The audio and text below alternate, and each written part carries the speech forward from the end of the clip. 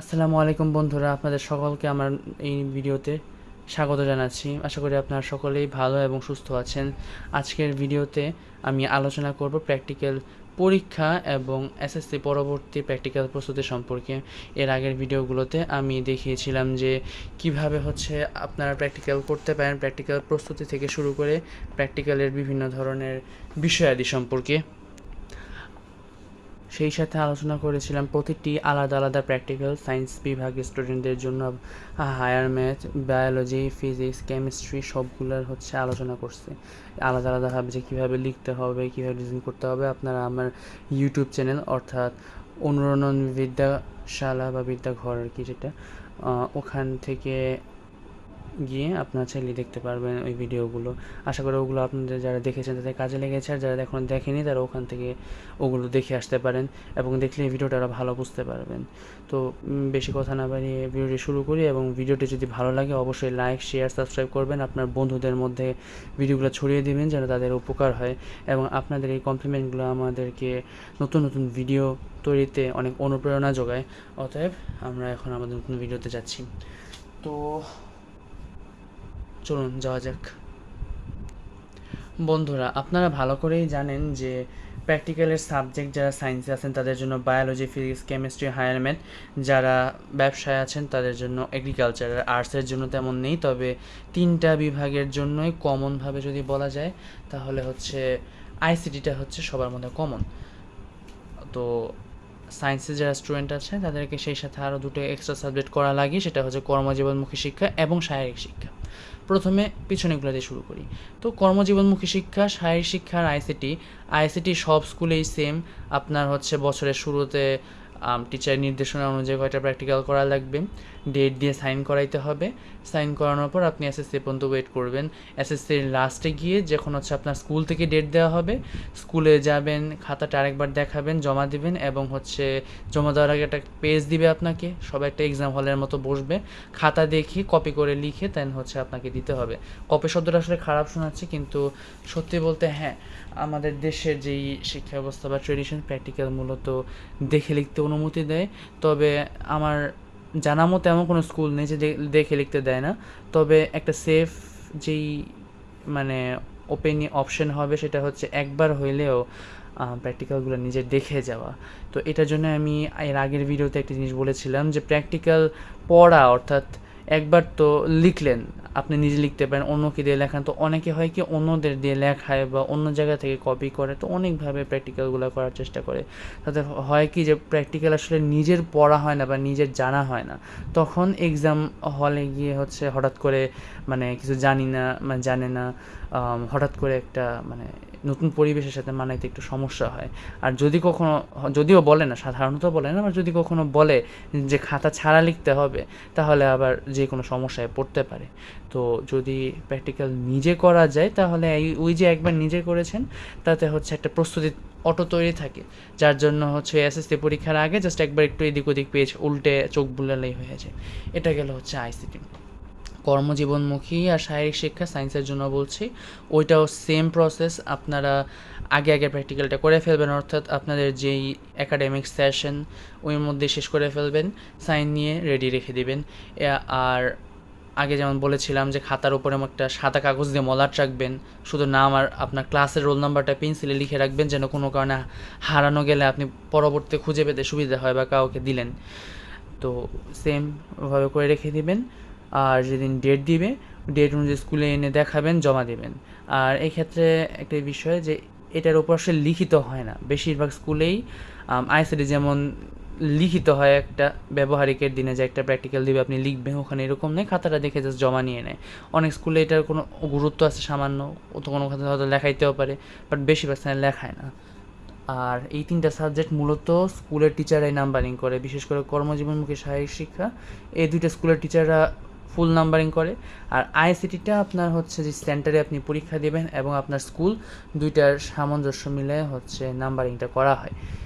তো এবার আমরা আসি পরের ধাপে, অর্থাৎ সায়েন্সের সাবজেক্টগুলো নিয়ে বলবো। আমার কাছে এখন এখানে যে কাগজগুলো দেখতে পাচ্ছেন এটি এসএসসি 2026-এর প্র্যাকটিক্যাল পরীক্ষার কিছু প্রশ্ন। তো প্রথম প্রশ্নটা এখানে রসায়নের। আপনারা যদি আমি একটু দুঃখিত, আমি একটু জুম করার চেষ্টা করছি। দেখতে পাচ্ছেন এই যে রসায়ন ব্যবহারিক, এখানটায় হচ্ছে বিষয় কোড 137। তো এখানে আপনাদের প্রশ্নটা অনেকটা এরকম থাকবে, সাধারণ নর্মাল যে আপনারা এক্সাম হলে রিটেন এক্সাম দিয়েছেন ওইরকম সেম টাইপের একটা প্রশ্ন থাকবে আপনার। তো প্রশ্ন দেখতে একটা এরকম হবে, অনলাইনে এরকম প্রশ্ন আপনার বিগত বছর এর আগে হয়তো দেখেছেন। তো এটা হচ্ছে আপনার কেমিস্ট্রি প্রশ্ন, এটা হচ্ছে জীববিজ্ঞানের প্রশ্ন একটা, আপনারা একটু জুম করে দিচ্ছি দেখতে পারেন, আপনারা অনলাইনে সার্চ করলেও পেয়ে যাবেন। আবার এটার অপর পেজে আছে নির্দেশনাবলী দেওয়া আছে এভাবে। তারপর আছে হচ্ছে ফিজিক্স, এটা হচ্ছে পদার্থবিজ্ঞান, এটুকুই। আর সবার লাস্টে আছে হচ্ছে হায়ার ম্যাথ, ওই সেম উপর দিয়ে নিচ পর্যন্ত সেম এভাবে।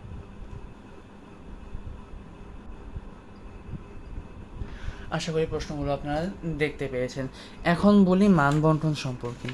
তো আসলে প্র্যাকটিক্যালের মান বন্টনটা এক একটার ক্ষেত্রে এক এক রকম হয়ে থাকে। যেমন ফিজিক্সের ক্ষেত্রে আপনার যেই পরীক্ষণ, মানে আপনাকে তো একটা রিটেন খাতা দেওয়া হবে, ওই খাতার মধ্যে আপনারা রিটেন যেভাবে স্কেল করতেন, স্কেল করে হচ্ছে লিখতেন, সেম এরকম 1 নং প্রশ্ন উত্তর দিয়ে ক খ গ যেটা করবেন, ওই গ নাম্বার এই সিকিউর মধ্যে যেভাবে নাম্বারিং করতেন আর কি, ওইভাবে 1 নং প্রশ্ন উত্তর গ বা 1 নং প্রশ্ন উত্তর খ লিখে দেন পরবর্তীতে হচ্ছে আপনারা আনসারটা লেখা শুরু করবেন। তো এই লিখিতের জন্য থাকে হচ্ছে 15 নাম্বার। তারপর মৌখিক অভিক্ষা আর ব্যবহারিক খাতার জন্য ফিজিক্সে 5 নাম্বার। এই 15 5 5 মিলিয়ে হচ্ছে আপনার মোট 25 নাম্বার এখানে ঠিক করা হয়। এটা হচ্ছে ফিজিক্সের।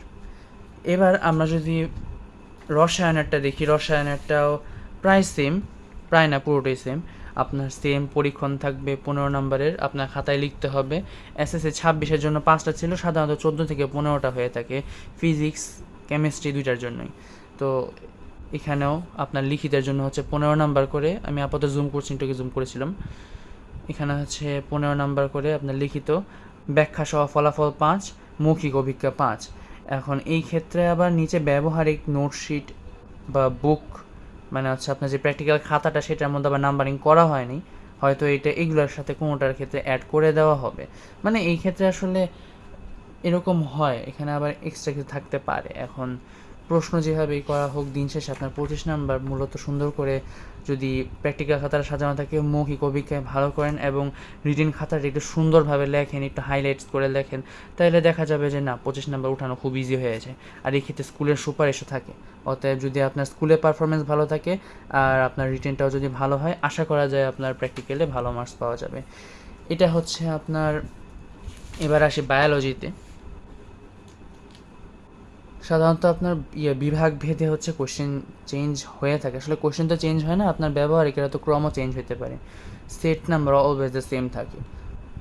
খুব বেশি ওই যে সিকিউ বা এমসিকিউর মতো এরকম ক সেট খুব বেশি সেট হয় না প্রতিটা বিভাগের জন্য। এটা হচ্ছে বায়োলজি কোশ্চেন। বায়োলজি কোশ্চেন আমি একবার জুম করে দেখাচ্ছি।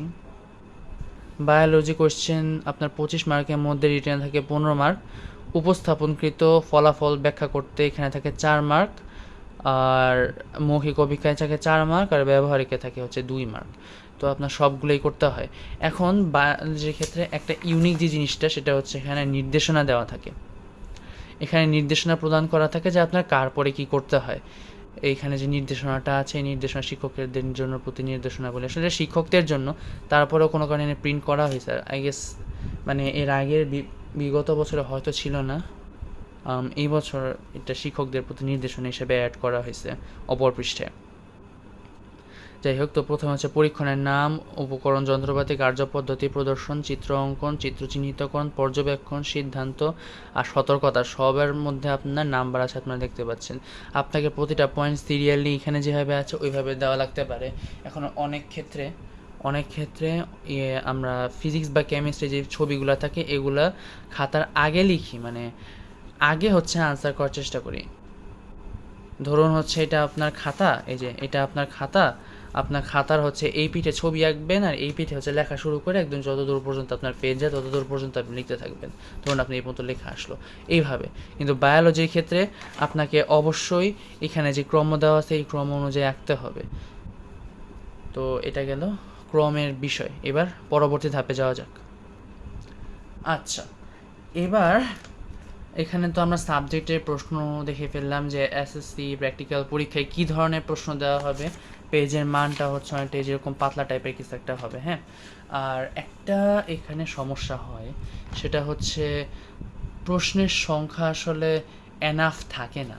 আসলে আপনার প্রতিটা সেন্টারে দেখবেন আসলে প্রতিটা সেন্টারে প্রায় 80% 90% সেন্টারই অনেক ঘিঞ্জি হয়।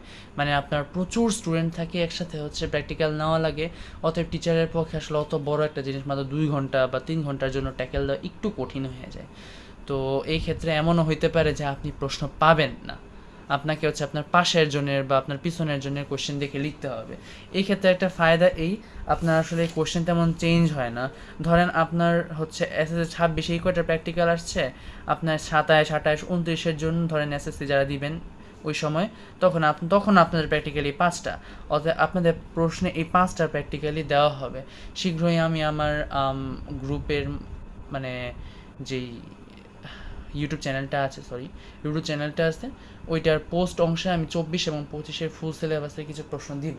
সত্যি বলতে গেলে অনলাইনে পাওয়া যায়, তবে আমি আমার এখানে সব একসাথে দেওয়ার চেষ্টা করব যেন আমার পরবর্তী যে এসএসসি 27 এবং 28-এর বন্ধুরা বর্তমানে 9 এবং 10-এ পড়াশোনা করছেন, তো তাদের যেন হচ্ছে যে বিষয়গুলো সম্পর্কে জানতে আর সুবিধা হয়। কারণ অনেক স্টুডেন্ট আছে প্র্যাকটিক্যাল পরীক্ষা নিয়ে অনেক প্যারা খায়। আমাদের সময় অনেক স্টুডেন্ট ছিল যে প্র্যাকটিক্যালি কী হবে না হবে, তার উপর আবার শর্ট সিলেবাস, কোনো চেঞ্জ হবে কি না, কোনো হার্ড হবে কি না। আসলে না ভাইয়া আপু, একটা জিনিস ক্লিয়ার করে বলে দিই, প্র্যাকটিক্যাল পরীক্ষা আসলে তেমন হার্ড কোনো এক্সাম না। এখানে জাস্ট তোমাকে একটা এরকম সেম প্রশ্ন দেওয়া হবে, তোমাকে একটা খাতা দেওয়া হবে, খাতার মধ্যে তোমাকে প্র্যাকটিক্যালটা লিখতে হবে আর মৌখিক পরীক্ষাটা দিতে হবে। That is the only thing you have to do. আর আরেকটা করতে হবে যে ওইখানে যেই নয়েজি একটা এনভায়রনমেন্ট থাকে ওইটার সাথে একটু ট্যাকেল দিয়ে চলতে হবে, কারণ ওইখানে আপনার জিনিসপত্র বা হারানোর সমস্যা থাকে। অর্থাৎ চেষ্টা করবেন আপনার খুব প্রয়োজনীয় জিনিস ছাড়া যেন কিছু না নিয়ে যান আপনি। আর একটু কম শেয়ার করার চেষ্টা করবেন, মানে ওই পেন্সিল কলম এগুলো হারায় গেলে পরে খুঁজে পাওয়া যায় না। আপনি যদি শেয়ার করতে ইচ্ছুক থাকেন সমস্যা নেই, তবে এটা ফর সেফটি, কারণ আপনার পরে কখন না কখন লাগে ঠিক নেই। আপনি তো আর সেন্টার থেকে বের হবেন না আনলেস ওইখানে কোনো স্টেশনারি দোকান যদি থাকে, হ্যাঁ। তো এটা গেল, এটা একটা সতর্কতা বললাম। তো এরপরে আসা যাক, আপনারা তো দেখলেন সাবজেক্ট কী কী, আপনাদের এই সাবজেক্টগুলো কোথায় হবে। তো এই physics, chemistry, biology, higher math এই সাবজেক্টগুলো আপনাদের সেন্টারে, অর্থাৎ আপনাদের স্কুল থেকে যে সেন্টারে আপনারা এসএসসি পরীক্ষা দিতে যাবেন ওই সেন্টার নেবে আর একটা খাতা দিবে।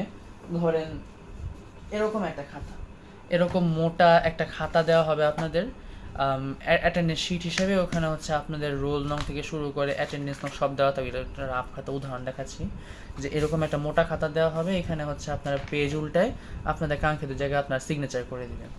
তো এই সিগনেচার খাতার মধ্যে আপনার সাবজেক্ট দেখাবে হচ্ছে 5টা: biology, physics, chemistry, higher math, ICT.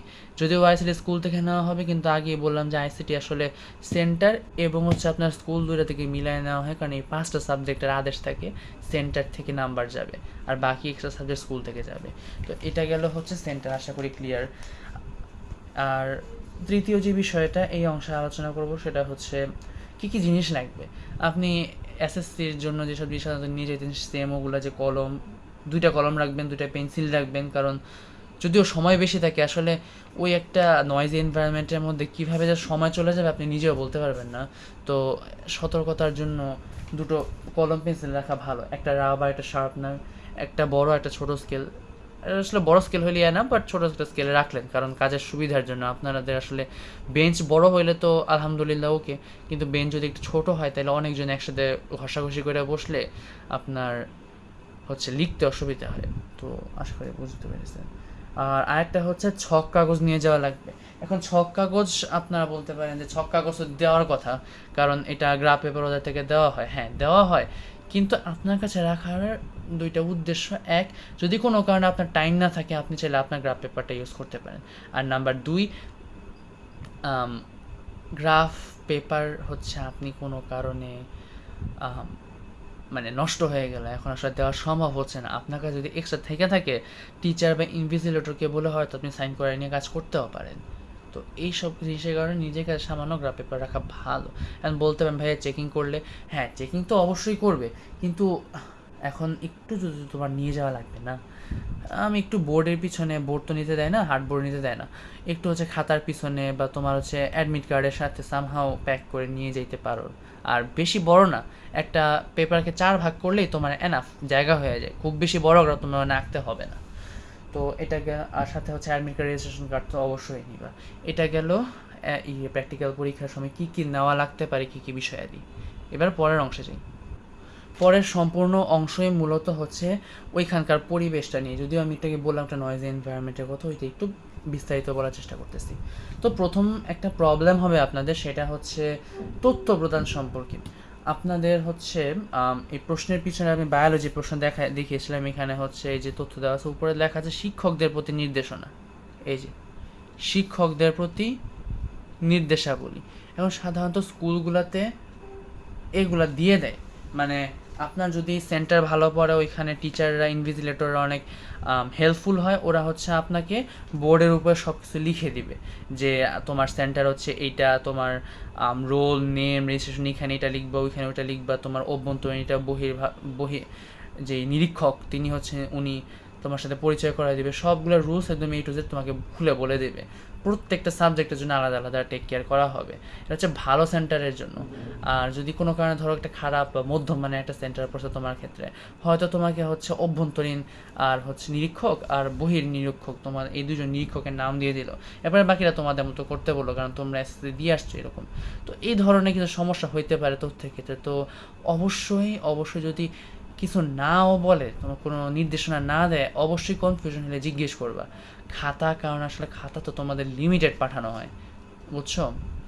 খাতা লিমিটেড পাঠানো হয়। আমাদের মনে আছে, আমাদের যখন হচ্ছে এসএসসি ভাইবা না, মানে ভাইবার সময় যে ফিজিক্স আর বায়োলজি, তখন লাস্টের দিক দিয়ে কি দেখা সমস্যা গেছিলো যে খাতা পাওয়া যাচ্ছে না, মানে একজনের খাতা নষ্ট হয়ে গেছে, তার জন্য খাতা ম্যানেজ করতে পারতেছে না।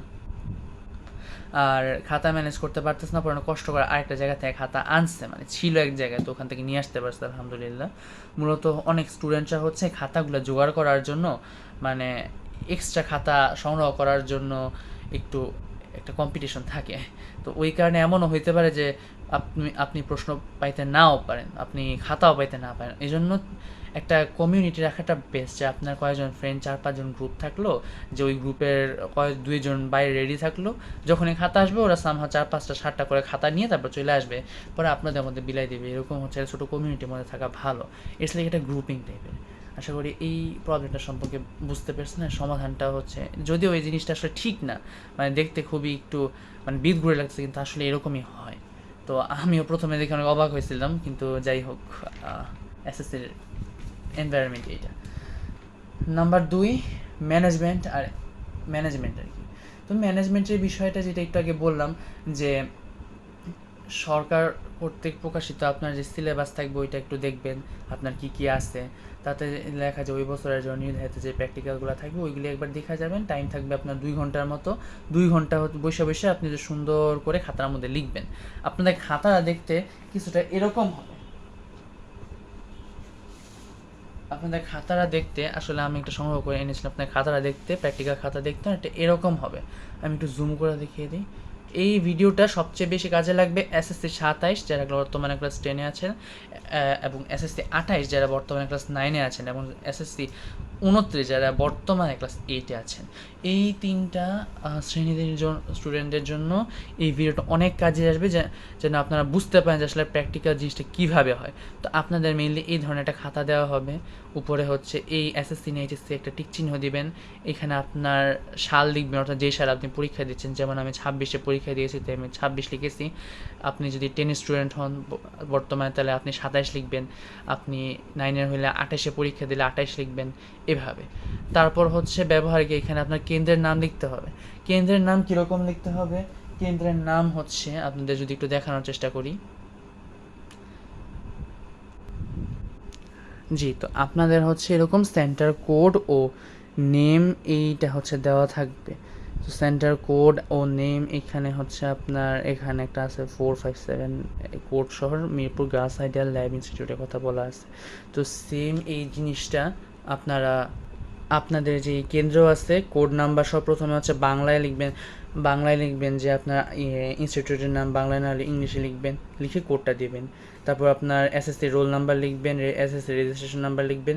শিক্ষাবর্ষ নিয়ে অনেকে কনফিউজড হয়ে যায়, শিক্ষাবর্ষ কী দিব, আমি যে ইয়ারে পরীক্ষা দিচ্ছি না যে ইয়ারে আমি পড়ছি। তো আসলে শিক্ষাবর্ষ 2টা বছর মিলে হয় 19-এর জন্য।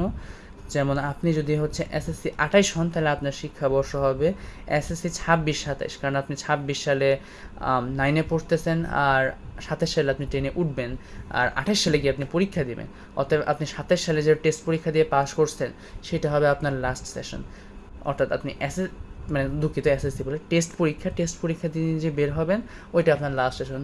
আপনি যেই বছর টেস্ট পরীক্ষা দিবেন সেটা হবে আপনার লাস্ট ইয়ার, আর আপনি যেই বছর হচ্ছে ভর্তি হয়েছে ফার্স্ট ইয়ার, অর্থাৎ 26-এ 9-এ পড়ছেন, 27-এ টেস্ট দিয়ে 10 থেকে বের হয়ে যাচ্ছেন। তো এইভাবে হচ্ছে আপনার শিক্ষাবর্ষ হবে। আর আর এখানে হচ্ছে বিষয় কোডটা দেখে বসাবেন, আপনাদের যে অ্যাডমিট কার্ড দেওয়া বিষয় কোড সহ থাকবে। পত্রের উপরে চলে একটা ক্রস চিহ্ন দিতে পারেন বা কিছু না দিলেও হবে। আর বিষয় নামটা অবশ্যই লিখবেন। তবে এখানে যেহেতু সব বাংলায় লেখা, আপনারা চাইলে বাংলায় দিতে পারেন, তবে আমি সাজেস্ট করবো ইংলিশে লিখতে, কারণ আপনার সব কিছু আপনার অ্যাডমিট কার্ডে ইংলিশে থাকবে। তারপরে এখানে হচ্ছে অভ্যন্তরীণ পরীক্ষকের নাম আর বহিরাগত পরীক্ষকের নাম থাকবে। তো আপনারা জাস্ট হচ্ছে যে কয়জন থাকবে আপনাদের বোর্ডে বা আপনাদের জানাই দেওয়া হবে, আপনারা জাস্ট নামটা লিখে ফেলবেন। পরবর্তী স্বাক্ষর নিয়ে চিন্তা করা লাগবে না, যদি টিচাররা কেয়ারিং হয় আগেই করে দিয়ে যাবে। আর যদি একটু তোমাদের সেন্টার খুব বেশি ভালো না হয় তাইলে হয়তো পরেও করতে পারে, তবে স্বাক্ষর নিয়ে নেই। আর এই সাইডে তোমাদের আর কিছু করা লাগবে না, এই সাইডটা একদম ব্ল্যাঙ্ক থাকবে। এই অংশের মধ্যে তোমরা হাত না দাও, এটাই ভালো। আর আদারওয়াইজ তোমাদের পুরো খাতাটা দেখতে হয়তো এরকম হবে, এই যে পুরো ব্ল্যাঙ্ক একটা শিট। তোমরা যারা স্কুলে এক্সাম দিয়েছো স্কুলের খাতা দেখতে যেরকম হয়, তোমাদের এসএসসির ব্যবহারিক খাতাটা দেখতে এরকম প্লেইন হবে, একদম ব্ল্যাঙ্ক। আশা করি বুঝতে পারছো। এই ক্ষেত্রে বলে দিই, একটু আগে যেমন বলেছিলাম যে ফিজিক্স কেমিস্ট্রি বায়োলজি আর হচ্ছে হায়ার ম্যাথ এগুলোর জন্য নির্দেশনা, তো ফিজিক্স আর হায়ার ম্যাথের জন্য আসলে নির্দেশনা থাকেই না, তো আপনারা যেভাবে বেছে লিখতে পারেন সমস্যা নেই। আর রসায়ন আর বায়োলজির জন্য আসলে কিছু নির্দেশনা থাকে, রসায়নের জন্য থাকে আমাদের ছিল না, হয়তো কোনো কালে ছিল। অনেকে বলে রসায়নের জন্য নির্দেশনা থাকে আর বায়োলজির জন্য অবশ্যই নির্দেশনা থাকে। তো যেটার জন্য নির্দেশনা থাকবে আপনার টিচারের নির্দেশনা অনুযায়ী করার চেষ্টা করবেন পূর্ণ মার্ক লাভের জন্য। অ্যাবাউট ইউনিফর্ম এবং টিচার। ইউনিফর্ম হচ্ছে আসলে আপনার একটা টাইম ছিল হচ্ছে যে কোনো প্রকার ড্রেস পরে গেলে হয়তো আপনারা আপনাদের বাবা বা মা তাদেরকে জিজ্ঞেস করে দেখেন, কিংবা আপনার শিক্ষক শিক্ষিকা যারা আছেন তারা, এবং যদি কোনো মাননীয় শিক্ষক বা শিক্ষিকা বা কোনো অভিভাবক আমার ভিডিও দেখে থাকেন তাহলে অবশ্যই আপনারা নিশ্চয়ই জানেন যে আপনাদের সময় কীরকম ছিল। আমি যদিও যতদূর শুনেছি যে কোনো একটা মার্জির ড্রেস পরে গেলেই হয়তো, যে কোনো লাইক আউটডোর ড্রেস বা ক্যাজুয়াল ড্রেস পরে গেলেই হয়তো। বাট এখন শিক্ষার্থীদের জন্য একটা নির্দেশনা থাকবে আমার পক্ষ থেকে যে অবশ্যই চেষ্টা করবা তোমার মাথার চুলটা আর্মি সাইজ করে কেটে যাইতে।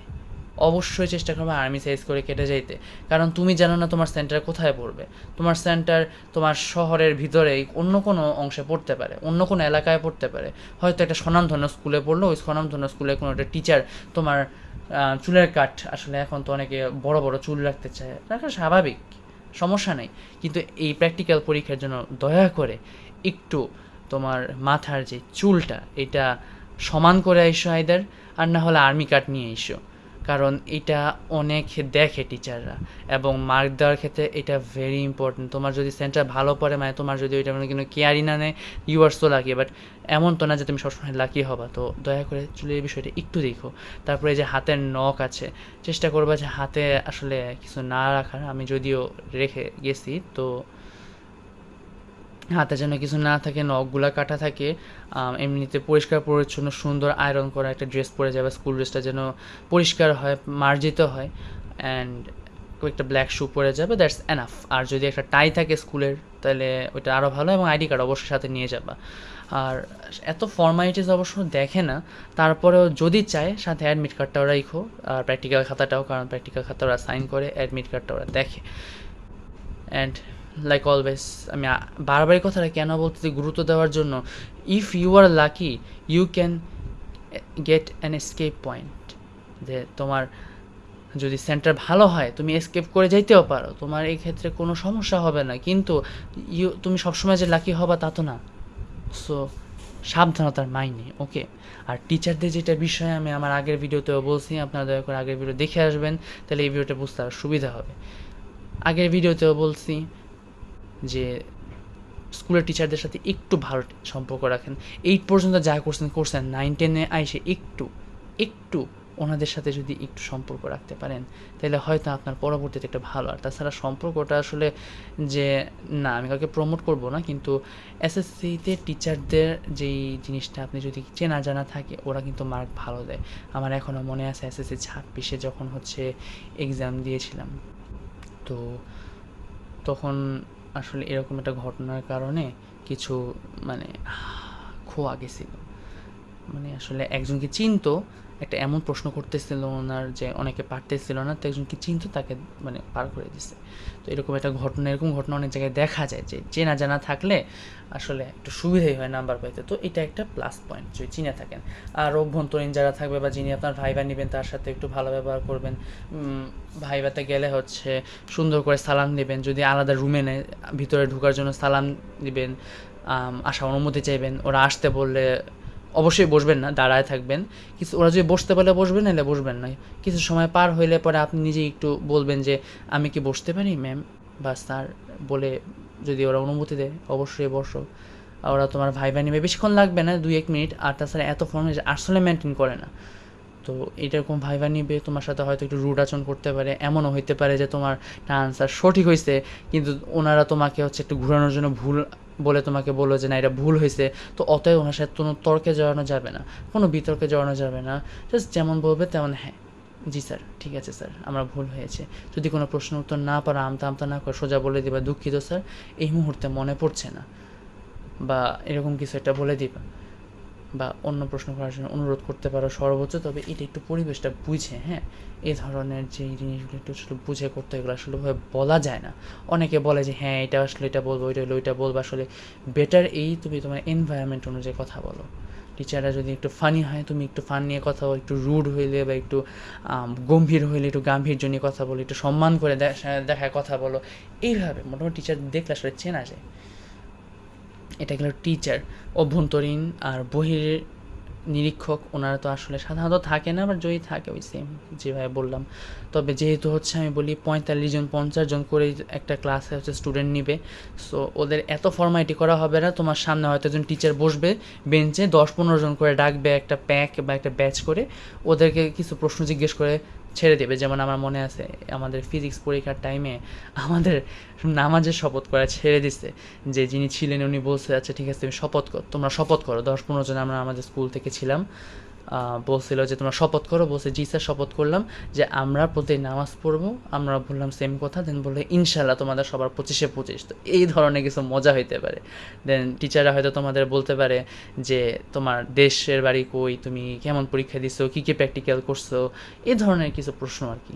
ওরকম ওই বইয়ের ভিতরে খুব বেশি যায় না। তারপরেও একটু আগের দিন যদি একটু চোখ বুলায় যাও, ক্ষতি নেই। Because you can be lucky, you can not be lucky, that depends on your luck fully. তো এটা গেল হচ্ছে টিচারদের কথা। আর একটি ছোট্ট বিষয়, সেটা হচ্ছে তোমরা যে প্র্যাকটিক্যাল করো, প্র্যাকটিক্যালের একটা হার্ড ট্রুথ বলি, হার্ড রিয়েলিটি বলি, আমি যতই বলছি নিজে নিজে প্র্যাকটিক্যাল করো, দ্যাট ইজ বিকজ তোমার হচ্ছে তোমারই সুবিধা হবে পরবর্তীতে পড়তে। মানে যখন প্রস্তুতি নিবা তখন তোমারই হচ্ছে সুবিধা হবে, হ্যাঁ। কিন্তু দিন শেষে তোমার হচ্ছে প্র্যাকটিক্যালটা প্যারেকে বিদ্ধ করে তোমাকে রেখে, তোমার ওই প্র্যাকটিক্যাল রেখে দেওয়া বা ছুঁড়ে ফেলাই দেওয়া হবে। তুমি আসলে ওগুলো পাবা না দিন শেষে, হ্যাঁ। অনেকের হচ্ছে অনেক কষ্ট লাগতে পারে যে কী বলতেছেন ভাইয়া, এগুলো কি হবে, মানে কেমনে কি, আসলে না, এটা ফুললি স্বাভাবিক, অত্যন্ত স্বাভাবিক। এটা ছিঁড়ে রেখে দেওয়া হবে, এটার মেইন রিজন এই যেন কাইটা রাখা হবে বা ছিঁড়ে রাখা হবে, মেইন রিজন যেন ওইখানে কেউ এডিট করতে না পারে কোনো প্রকার। আর পরের বছরও এগুলো তো আসলে যদিও বিক্রি করে দেওয়া হয় বা সামহাও কিছু ম্যানেজ করা হয়, বাট তারপরও কেউ যে পায়ও ওইটা যেন আবার অন্য কোথাও চালাইতে না পারি, এটার একটা প্রিভেনশন হিসাবে। তো আজকের ভিডিওতে এটা ছিল। আমি আমার পরবর্তী ভিডিওতে কোন প্র্যাকটিক্যাল কীভাবে লিখতে হবে এই সায়েন্সের স্টুডেন্টদের জন্য হচ্ছে এই 4টা সাবজেক্টের উপর আরেকটা ভিডিও আনবো। ওটাতে আমি হচ্ছে যে খাতা দেখাইলাম, ওখানে গ্রাফ পেপারের ধরনসহ খাতা, লেখার টাইপ সব মোটামুটি দেখাই দিব, মানে দেখানোর চেষ্টা করব আর কি। তো আজকের ভিডিও এই পর্যন্ত থাকবে। আশা করি আপনাদের যত প্রকার ডাউট আসে আমার মতে আমি সেগুলো ক্লিয়ার করার সর্বচেষ্টা করেছি এবং হয়তো আমি সফলও হয়েছি। যদি এসএসসি 27 এবং 28কে বিশেষ করে বলছি, এবং 29ও হইতে পারেন আপনারা যারা এইটি আছেন, যদি আপনাদের প্র্যাকটিক্যাল সম্পর্কে কোনো প্রকার কোয়ারি থাকে, কোনো জিজ্ঞাসা থাকে, অবশ্যই বিনা দ্বিধায় কমেন্ট বক্সে একটা কমেন্ট করে দিবেন, তাতে করে আপনার ডাউটটাও সলভ হবে এবং আমরাও সঠিকভাবে আনসার করতে পারবো। আশা করি আজকের ভিডিওটা আপনার অনেক ভালো লেগেছে। দয়া করে আগে বললাম লাইক, শেয়ার, সাবস্ক্রাইব করবেন। আর আজকের ভিডিও এই পর্যন্তই। আসলে লম্বা করতে চাইনি, কিন্তু লম্বা হয়ে গেছে প্রায় আধা ঘন্টার মতো ভিডিও। তবে চেষ্টা করেছি সব কিছু কভার করার জন্য। আজকে এই পর্যন্তই। আপনাদের সাথে আবার দেখা হবে অন্য কোনো ভিডিওতে অন্য কোনো দিন। তবে আজকের জন্য আসসালামু আলাইকুম।